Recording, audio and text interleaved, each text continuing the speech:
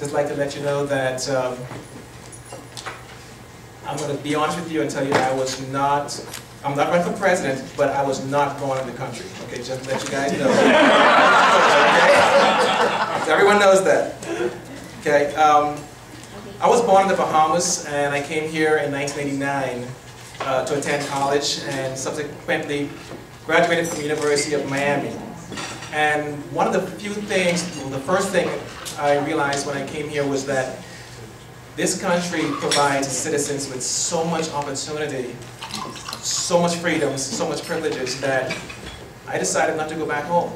So the man I am today, everything that I have, including meeting my wife and marrying her, I owe to this country, and it is such a great privilege to live here and be here in front of you today. I'm running for the Florida House of Representatives because I am concerned with the challenges Floridians are facing today.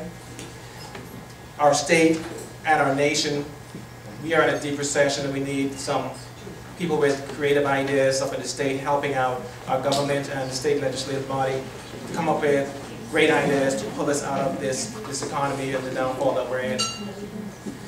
This is why I can't sit idly by and watch bad things happen to good people. And I know I can be a part of an effective part of something positive and productive to come up with a solution to help all of us come out of this downturn. And I don't have to tell you that we are in difficult times because we're all feeling the squeeze here. And our economy is really in serious jeopardy, and the livelihood of our working families and our children is in serious jeopardy, and we need to do something with the unemployment issue we have in the state of Florida. But with all the difficulties that we're facing, I need to tell you that this is the greatest opportunity for prosperity. Anytime we're in a recession, this is when we need to reinvent ourselves, reorganize ourselves. Back in the Great Depression, we came from agriculture and farming to industrialization.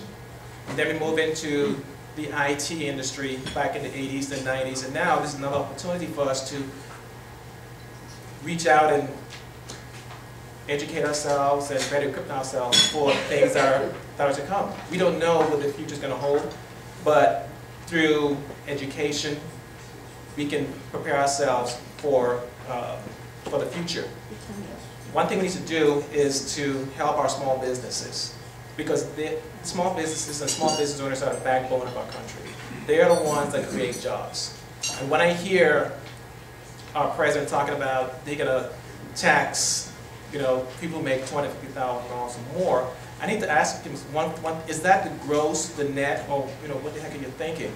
Because I can't see a small business owner making that's not your take-home income. It's not. That's less than what you'll be bringing home, because you have payroll, you have taxes, you have leases, you have various other expenditures that you must be accountable for in order for you to earn a living. Let me give an example of overregulation. I was at a chamber meeting 2 weeks ago, and this lady who owns an awning business came to me and asked me for help. She says that she has to pay $3,000 in permitting fees for an installation of an awning that will cost $1,200. And those are new regulations that were imposed upon her. $3,000 in permitting fees for a $1,200 installation.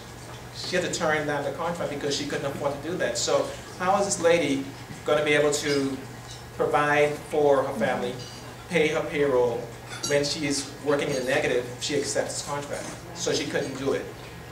Okay? I believe that our government should be providing an environment where small businesses can thrive. Now, our government shouldn't be solely responsible for bringing us out of this down economy. We need a symbiotic relationship between the private sector and the government. But the government should create an environment where small businesses can thrive and provide an environment where now we can hire people, put people back to work, and bring us out of this down economy. So my question to you is, how are we going to restore our communities? How are we going to restore our economy? And based on this woman's experience, how are we going to restore her faith in our government, that our government is there to serve us? Well, first things first, one of my solutions is that we need to work under a balanced budget. We all have a budget for our families. Those of us who own businesses, our business must work under a budget. So why shouldn't our government? They should always work under a balanced budget. Secondly, we need to diversify our business community so that we aren't so dependent on tourism and agriculture. One of my favorite governors, Jeb Bush, what did he do? He was one of the first to bring biotechnology to the state of Florida. Scripps, Max Planck. That's what we need. We need other industries to come to the state of Florida. We need to create an environment for them to come here first off. And then so that the new industries will offset the other industries when they are in a downturn. So we need to create an environment where new businesses come in and they'll help offset the other industries. Third, we must focus on quality of education to prepare our children for the global market. Because our kids today are not competing with children next to them in the sea. They're competing with emerging countries like India and China. That's their competition, not the kids sitting next to the sea. Okay, so that's one of the things we need to do.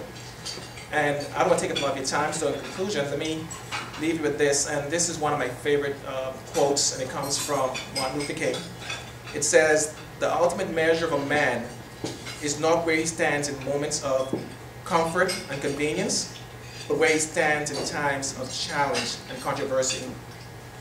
This is where we're going to determine what our character is made of, what we are made of, and how great this country is going to be. We can start now by putting people in office who are held accountable to you, who will treat your vote with dignity and respect, who will have an open door policy, and will be transparent and be held accountable, and treat your vote with honor, hard work, a humble leadership, and honest communication. And that's why I'm running for the Florida House of Representatives. My name is Calvin Turnquist. Thank you.